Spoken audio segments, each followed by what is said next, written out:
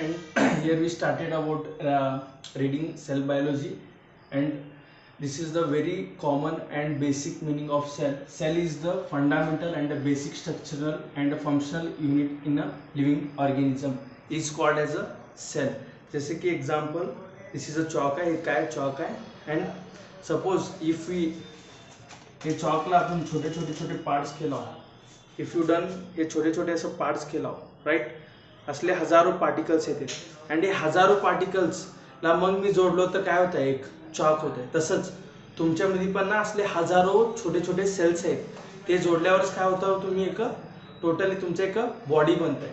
म्हणजे एवढं समजून घ्या की cell is the fundamental basic structural and functional unit in all living organism.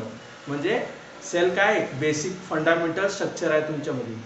So the तुमच्या बॉडीमध्ये किती आहेत, हजारों सेल्स आहेत. आय होप तुम्हाला ऑलरेडी मी लयदा एक्सप्लेन केलो की हे काय सेल आहे. अँड फॉर एक्झाम्पल एक युनिसेल्युलर समजूत, एक सेल मध्ये कसं असतं structure. The cell is consist of a nucleus, the cell is consist of a nucleus and the nucleus is consist of a DNA. And इथं काय लिक्विड टाईप हे स्ट्रक्चरला काय म्हणू शकतो आपण, cytoplasm, right. And you know all about how the DNA makes RNA and how do the protein synthesis. Already you had been studied in class 10 about central dogma and all, but we are here to study about only the cell definition. It is very common. The cell is the fundamental basic structural and a functional unit in all living organisms is called as a cell, right? चला आता तुम्ही first वाचला what is mean by cell. Cell म्हणजे कळलं तुम्हाला आता. And we are going for next step. आता तुम्हाला एवढं तर कळलं की सेल म्हणजे काय. Cell is all about structure and functional unit of a life of all living organism. And now we are going to study about.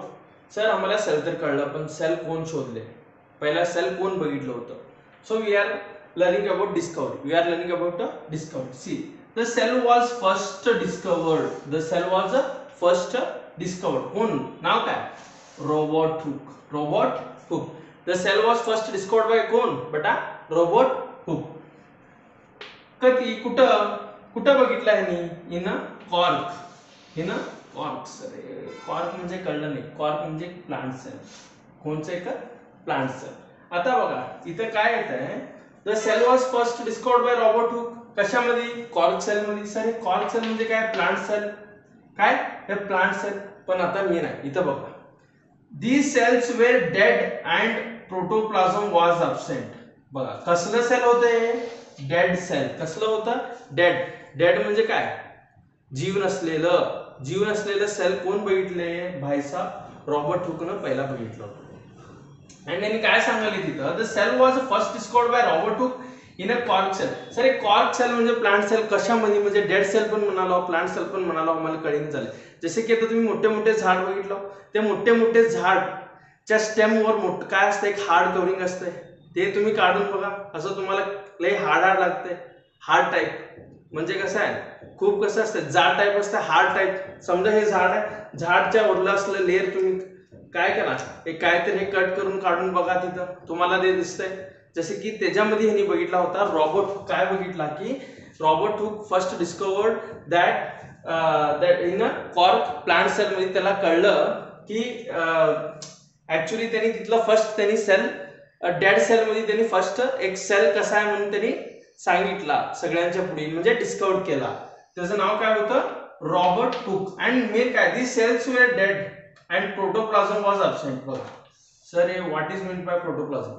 Sale तर dead होतं आणि प्रोटोप्लाझम अब्सेंट आहे म्हणून सांगायला. सर प्रोटोप्लाझम म्हणजे काय, protoplasm in the sense nucleus plus cytoplasm. Sir हे nucleus and cytoplasm म्हणजे माहित नाही सर, मला काही ते माहित नाही. बघायचं सर,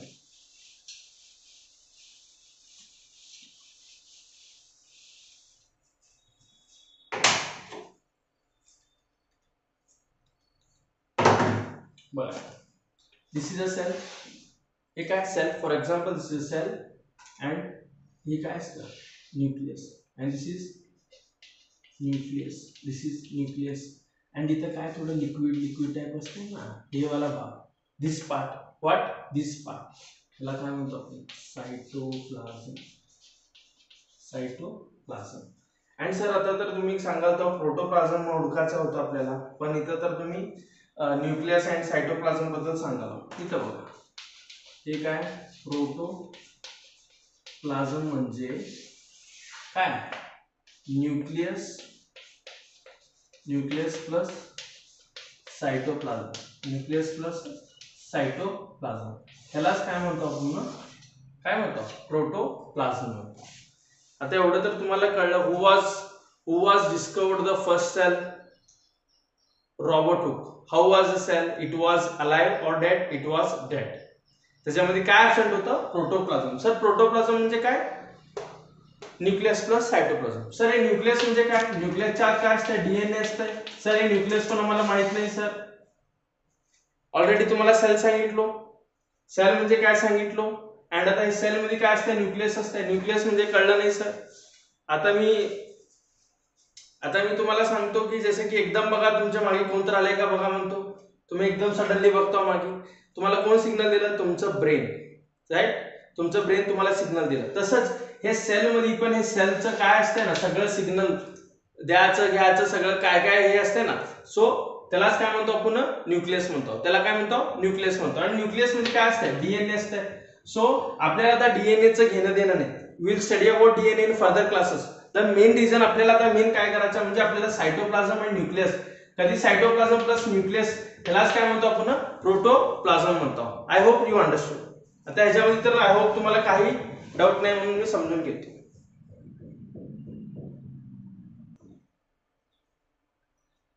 चला आता नेक्स्ट आपण जाऊ नेक्स्ट कॉन्सेप्ट. आता पहिला काय वाचलो आपण? पहिला सेल वाचलो. What is mean by cell? Cell is the functional structural unit of all living organism.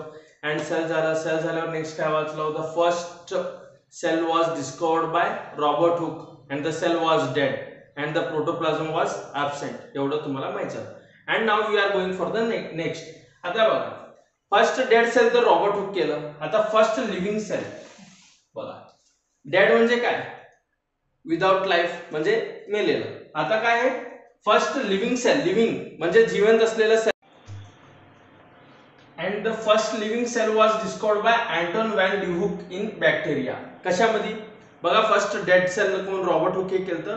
And first living कोण करायला आता? It was by Anton van Leeuwenhoek in bacteria. तिथं काय होतं? In cork it's a plant dead cell, but इथं काय? Bacteria. इथं काय? बॅक्टेरिया मध्ये कोण हे केलं की अँटन व्हॅन ल्यूहुक न पहिला तर काय डिस्कवर केलं? The first living cell was discovered by Anton Leeuwenhoek. चला आता तुम्हाला हे तर कळलं राईट. आय होप तुम्हाला हे कळलं. अँड तुम्हाला आता फर्स्ट काय कळलं की फर्स्ट डेड सेल कळलं. बघा I am revising. Dead cell कोण केले? Robert Hooke. So dead cell was discovered by Robert Hooke. And living cell was discovered by who? Anton Llwyd. First dead cell was discovered by Robert Hooke, and next living cell was discovered by Anton Llwyd. Now आता बघा, आता next हे तर तुम्हाला कळले. Sale मध्ये पहिला एक डेड सेल कळलं अँड एक लिव्हिंग सेल कळलं. आता नेक्स्ट बघा सेल मध्ये काय असतं? न्यूक्लियस. सेल मध्ये काय असतं? न्यूक्लियस. ऑलरेडी सर कितीदा सांगावं लागतं. The time I say every time, कितीदा तुमच्या कानात पडतंय तेवढं टाइम तुम्ही परफेक्शन होता. राईट. आता आपल्याला काय हे करायचं म्हणजे न्यूक्लियसला कोण डिस्कवर केलं? हु डिस्कवर्ड द न्यूक्लियस. आता हे न्यूक्लियसला कोण डिस्कवर केलं म्हणजे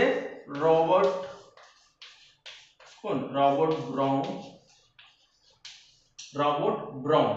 कशामध्ये डिस्कवर केला आहे? एक प्लांट मध्ये. त्याचं नाव काय? Orchid plant. बघा न्यूक्लियस पण डिस्कवरी झालं. कोण केलं? Robert Brown. कशामध्ये केला? न्यूक्लियस कशामध्ये हे झालं? Robert Hooke. कशामध्ये? कोणच्या ह्याच्यामध्ये?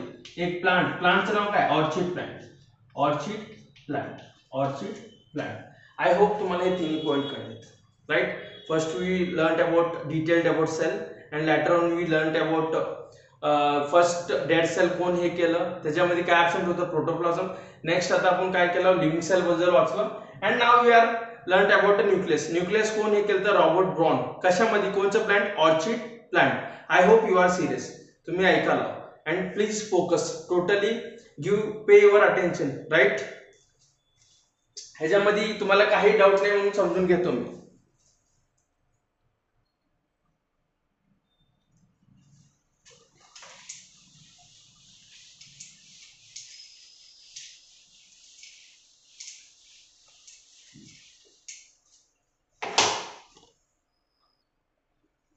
राईट. आता आपल्याला फर्स्ट डेड सेल कळलं, living cell, next nucleus and next later then थोड्या दिवसात काय झालं ना, एक नवीन डिस्कवरी केली. काय नवीन डिस्कवरी केले, काय नवीन संशोधन केले म्हणजे electron microscope. Electron microscope. What? Electron microscope. Sir हे इलेक्ट्रॉन मायक्रोस्कोप का बरं यूज होत आहे? बघा बेटा, if you are a single celled, आता कोणचं पण तुमच्या हातावर काय बॅक्टेरियाज काय तर दिसतेत का? कधी नाही. पण when you see through electron microscope, कधी तुम्ही इलेक्ट्रॉन मायक्रोस्कोपच्या मदतीनं बघता कोणचं पण एक प्लांट असू दे, कोणचं पण आपले कशाचं पण ह्याच्यावर असू दे, तुम्हाला त्याच्यावर बॅक्टेरिया दिसते. बिकॉज युनिसेलर म्हणजे एक पेशी, सिंगल सेलचे ॲनिमल्सला आपण कधी पण नेकेड आईजनं बघू शकत नाही, म्हणजे डायरेक्टली बघू शकत नाही. सो त्याच्यामुळे काय केले, इलेक्ट्रॉन मायक्रोस्कोप काय केलं, पुढे डिस्कवरी झाल्यानंतर कधी इलेक्ट्रो मायक्रोस्कोप डिस्कवरी झालं, त्याच्या पुढे काय केले, सेलच्या आत संशोधन करायला, सेलमध्ये न्यूक्लियस कसं असतंय, DNA कसं असतंय, हे टोटली हेल्प झालं. कशाच्या मदतनं? इलेक्ट्रॉन मायक्रोस्कोपच्या मदतनं.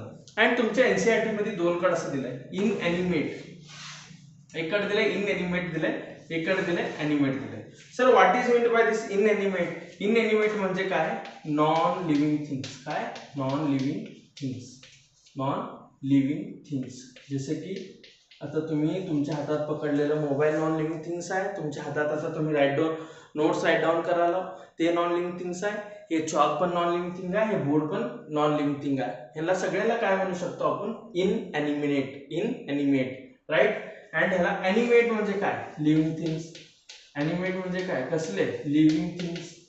एनिमेट म्हणजे काय? लिव्हिंग थिंग्स म्हणजे असले जीवी कशामध्ये काय, कशामध्ये लाईफ असते त्याला काय? लिव्हिंग थिंग्स म्हणतो. ह्यालाच काय? एनिमेट. हे काय? इनएनिमेट. हे काय? Animate. These two terms are mentioned in your NCERT. तुमच्या NCERT मध्ये हे दोन्ही मेन्शन केलेत. आता ह्याच्या पुढे कोण तर तुम्हाला विचारले, sir what is meant by inanimate, what is meant by animate, म्हणजे यू शुड नॉट कन्फ्यूज. तुम्ही डायरेक्टली सांगा, sir inanimate are non living things and animate are the living things. So I hope तुम्हाला हे कळलं. Right. Write it down. Next point,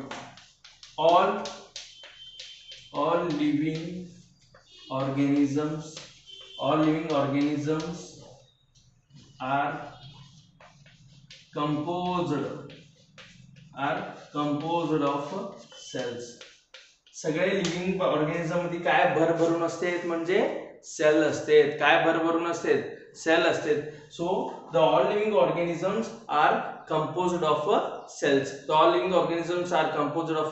cells. Right. I hope तुम्हाला सगळं कळलं. Right. Can I revise? एकदा तुम्हाला रिवाइज करू का मी सगळं? फर्स्ट बघा, फर्स्ट आपण काय वाचला होता? The first dead cell was discovered by whom? Robert Hooke. How was the cell? It was dead. काय ऍब्सेंट होतं? प्रोटोप्लाझम होतं. And next later then the first living cell कोण? Anton van Leeuwenhoek. त्यांनी काय केला? Discover केला. After that काय आपलं न्यूक्लियस रॉबर्ट ब्राउन. कशामध्ये? ऑर्चिड प्लांट मध्ये. हे तीन कळलं. नंतर ना इलेक्ट्रॉन मायक्रोस्कोप शोधन केले, डिस्कवरी झालं. त्याच्यानंतर आपण काय डिटेलनं वाचायला चालू केलं. And we learn about inanimate and animate. Now the all living organisms are composed of cells. हर एक जीवीमध्ये पण काय भरभरून कुठकुठून कशाने झालेलं असतंय? ते सेलनं झालेलं असतंय म्हणून सांगायला. I hope you people understood this.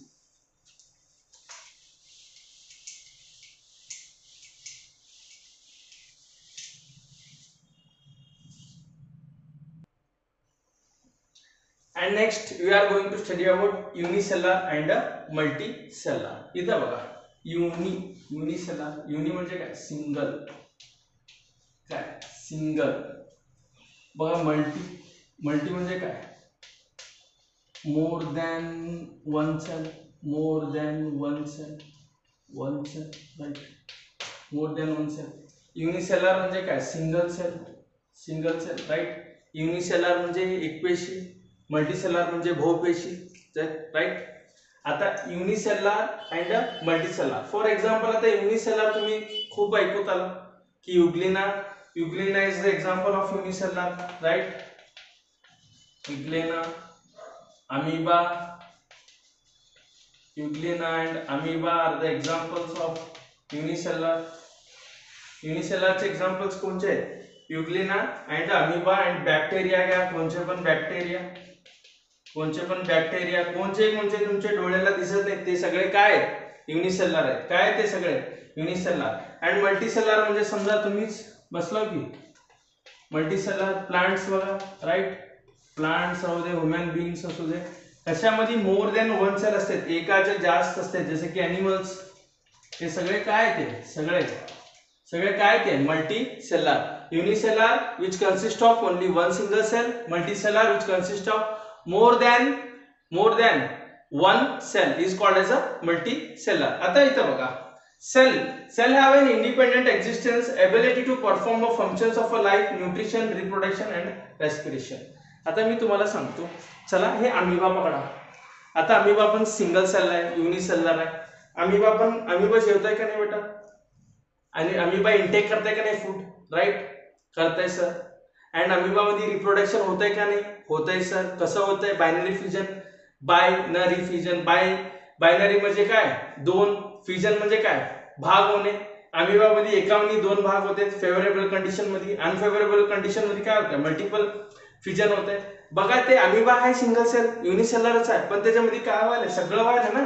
Nutrition जसे की घ्यायला, इंटेक फूड घ्यायला, रेस्पिरेशन व्हायला, जसे की काय रिप्रोडक्शन व्हायला, एकाना दोन व्हायला. बघा सेल हा युनिसेलर असू दे, सेल असू दे, मल्टीसेलर असू दे, पण काय इंडिपेंडेंट एक्झिस्टन्स आहे. सेल मध्ये काय व्हायला, इंडिपेंडेंट एक्झिस्टन्स आहे, म्हणजे त्याचा लाईफ चाललाय का नाही. जसं की रिप्रोडक्शन करायला, ते पण जसं की न्यूट्रिशन घ्यायला, खायला, त्याचं पण जीवन आपल्यासारखं चाललंय का नाही, राईट. प्रोसेस दुसरा आहे, जसे की आपण मल्टीसेलर आहे ते युनिसेलर आहे, पण इथं मेन काय सांगायला म्हणजे सेल हॅव इंडिपेंडेंट एक्झिस्टन्स म्हणून सांगायला. Cell have independent existence. And इथं काय सांगायला बघा, एबिलिटी टू परफॉर्म फंक्शन्स. त्याला काय काय एबिलिटी आहे, त्याच्यामध्ये कसलं देवानं शक्ती दिलाय एक युनिसेलरला पण, काय न्यूट्रिशन, रिप्रोडक्शन अँड रेस्पिरेशन. हे सगळं काय म्हणाले, सेल एक असू दे, सेल बहु असू दे, पण हे सगळं सेल मध्ये होणारच आहे. आता मल्टीसेलर मध्ये तर हे होत आहे, जसे की तुम्ही रेस्पिरेशन, राईट, रेस्पिरेशन करता तुम्ही, श्वास घेणे, exhale, inhale, right. Even respiration has many different type of definitions. So later on will study about that. Even तुम्ही क्लास 10th मध्ये पण वाचलेलं असतं. अँड रिप्रोडक्शन तर तुम्हाला माहित आहे, री म्हणजे काय, अगेन अँड अगेन. प्रोडक्शन म्हणजे उत्पादन होणं, रिप्रोडक्शन. आता हे हर एक मल्टीसेलर मध्ये तुम्हाला दिसतंय. तुम्हाला एवढंच आठवण ठेवून घ्यायचं आहे की हे पॉइंट खूप इम्पॉर्टंट आहे. Cell have independent existence. Cell मध्ये काय असतं, इंडिपेंडेंट काय करू शकतं, सेल मध्ये काय एबिलिटी आहे, न्यूट्रिशन, रिप्रोडक्शन अँड रेस्पिरेशन. ते युनिसेलर असू दे, मल्टीसेलर असू दे, सेल मध्ये काय आहे, हे एबिलिटी आपल्या देवानं दिलेलं आहे, right. I hope you understood. हे सगळं पॉइंट्स तुम्हाला काय कळलंय म्हणून मी समजून घेतो. I hope I will rub these all.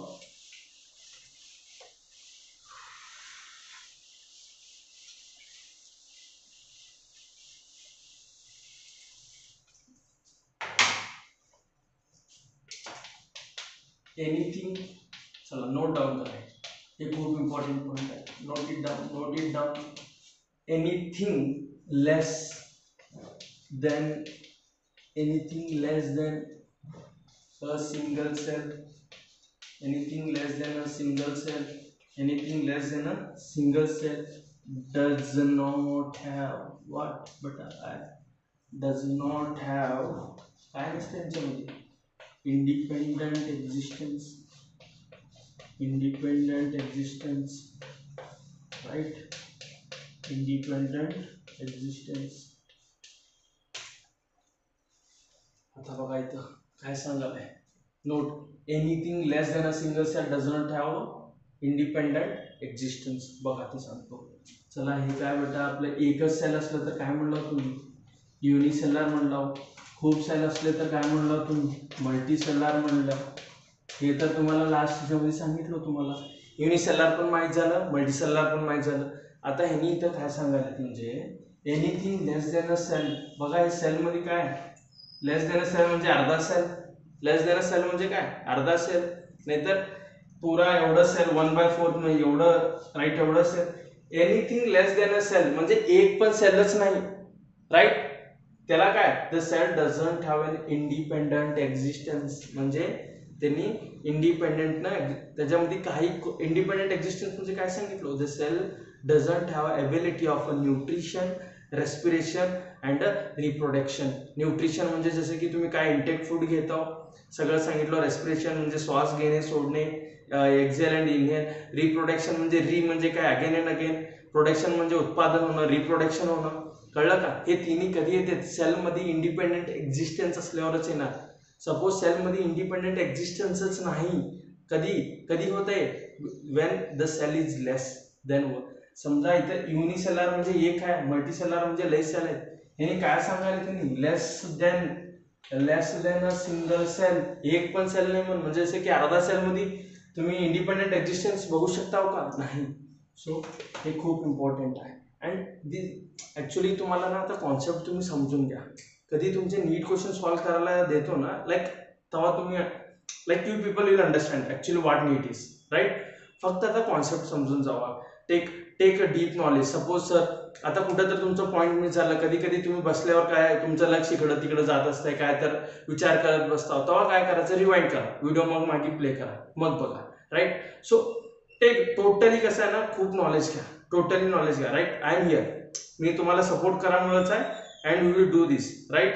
काय काय होते don't think about result, don't be panic. फक्त शिकाकडे लक्ष द्या राईट. रिझल्ट बद्दल हे करू नका, तुमचं कर्म करा.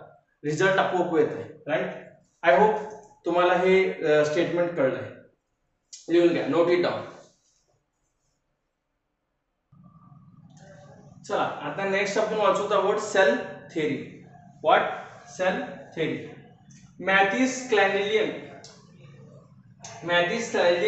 in 1838 a German botanist. बघा मॅथिस चला मॅथिस पण कुठं मॅथिस मेन्शन केले कुठं मॅथिस मेन्शन केले as per your pronunciation right. माझं प्रोनाउन्सिएशन कधी मागे पुढे होत आहे so don't mind about that.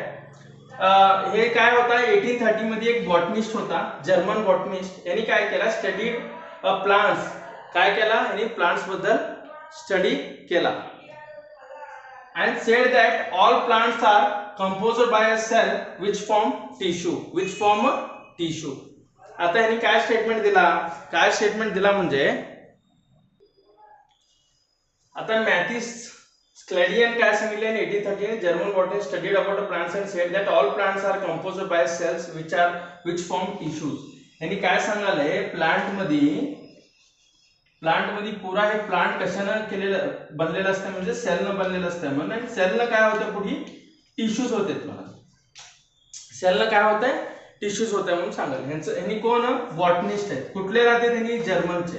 कोणच्या इयर मध्ये 1838 म्हणजे 1838 ह्याच्यामध्ये काय यांनी काय केले एक जर्मन मॅथिस्ट म्हणून एक जर्मन काय बॉटनिस्ट आहेत. In 1838 he told that or he said that the plants contain the plants is composed of cells and where the cells form a tissue म्हणून कोण ह्यांनी हे स्टेटमेंट दिले. बॉटनिस्ट होते आणि तुमच्या एनसीईआरटी मध्ये ह्यांनी ह्यांच्याबद्दल लिहिलेलं असतंय. You go when you will read about a deep detailed कधी तुम्ही वाचता तेव्हा तुम्हाला हे कळतं राईट.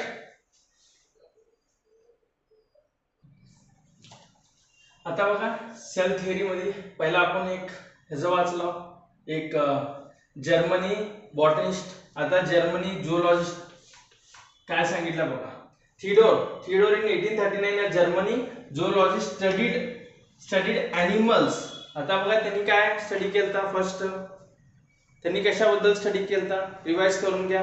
अँड ह्यांनी कशाबद्दल स्टडी करायला ह्यांनी स्टडी करायला अबाउट ॲनिमल्स.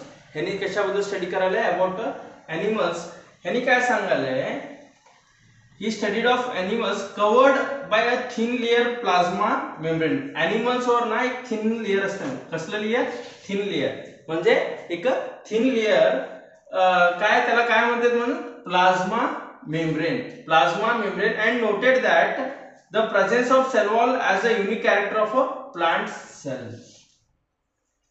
आता इथे ह्यांनी काय सांगायलंय म्हणजे पहिला बघा आपलं मॅथिस हे जर्मन बॉटनिस्ट काय सांगितलं? Studied about plants. त्यांनी प्लांट्स बद्दल वाचला होता. ह्यांनी कशाबद्दल वाचलंय? ॲनिमल्स बद्दल वाचलंय. त्यांनी प्लांट्स मध्ये काय सांगितलं होता? Plants are composed of cell. पुरा प्लांट्स मध्ये काय असते? सेल असते म्हणून सांगितलं होता. सेलनं काय होतं? टिश्यू होतं म्हणून सांगितलं होता. आता इथे ह्यांनी काय सांगायलंय? थिओडोर सर काय सांगायलंय? त्यांनी 1838 मध्ये केलं, त्यांनी 1839 मध्ये करायलंय. 1838 होतं त्याचं, 1839 आहे. त्यांनी प्लांट्स बद्दल वाचला होता, ह्यांनी ॲनिमल्स बद्दल सांगितलंय. काय सांगितलंय म्हणजे ॲनिमलच्या लेदरवर, ॲनिमलच्या स्किनवर एक थिन लेयर असते. मग एक कसलं? Thin layer. सर हे थिन अँड थिक लेयर म्हणजे आम्हाला कळलं नाही. जसे की थिन लेयर म्हणजे समजा की लई जसं लई पातळ लेयर, लई पातळ लेयरला काय म्हणतो आपण? Thin layer. काय? Thin layer.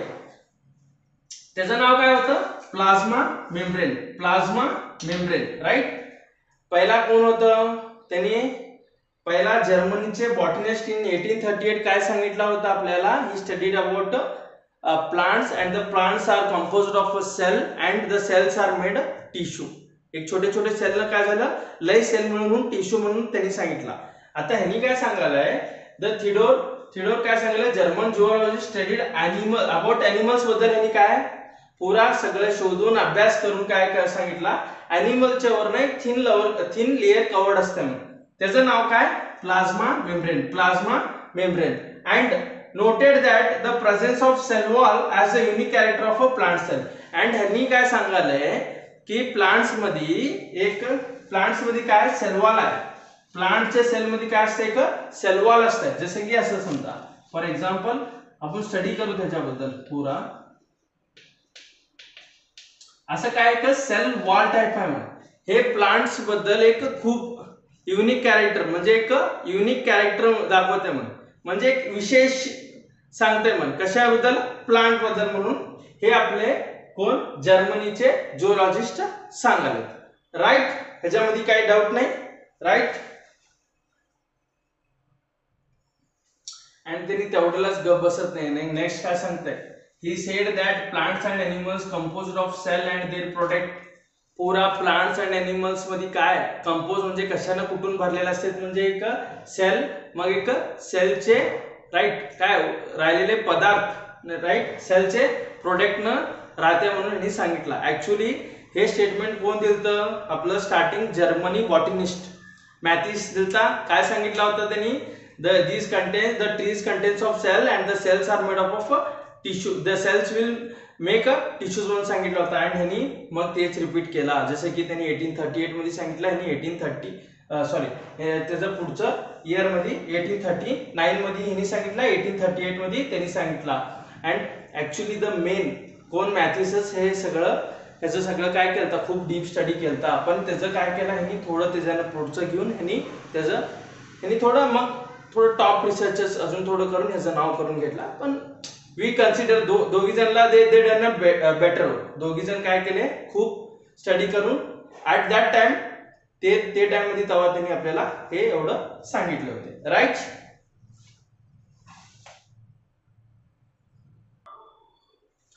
आता यांनी सगळं सांगितले.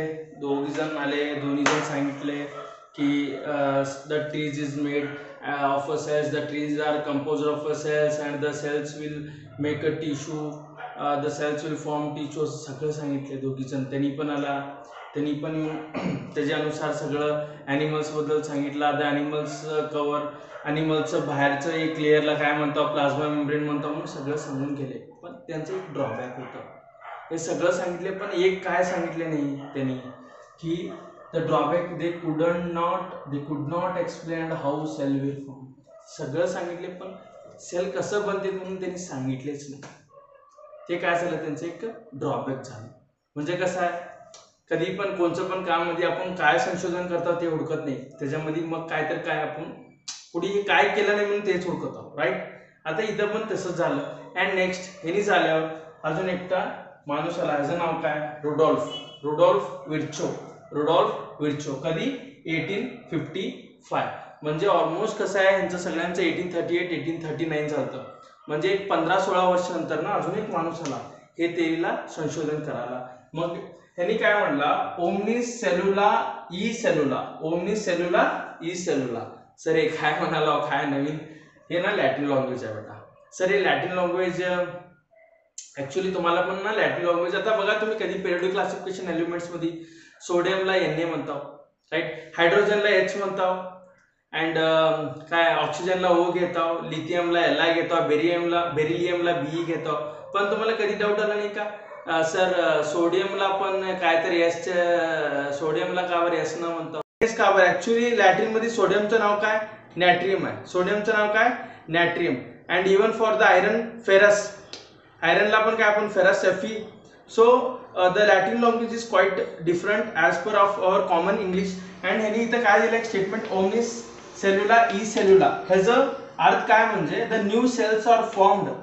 New cells are formed by the division of a pre existing ones. म्हणजे हे एक सेलनं पुढे काय व्हायलेत ना, सेल्स पुढे फॉर्म व्हायले. जसं की एक सेल काय व्हायला, डिवाइड व्हायला, हे एक सेल फॉर्म करायला म्हणून सांगायला.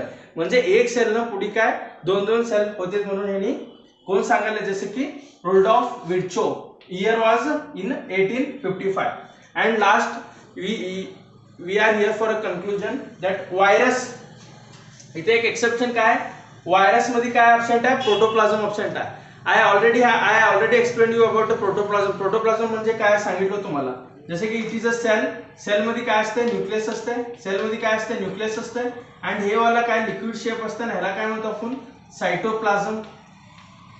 कधी सायटोप्लाझम प्लस न्यूक्लियस हे दोन्ही मिळूनच काय म्हणतो आपण, याला प्रोटोप्लाझम म्हणतो. म्हणजे व्हायरस मध्ये प्रोटोप्लाझम ॲब्सेंट आहे, जसं की nucleus and cytoplasm is absent. आता तुम्ही एवढं समजू शकता की it is a non cellular structure. It is a non cellular structure. I hope you understood this.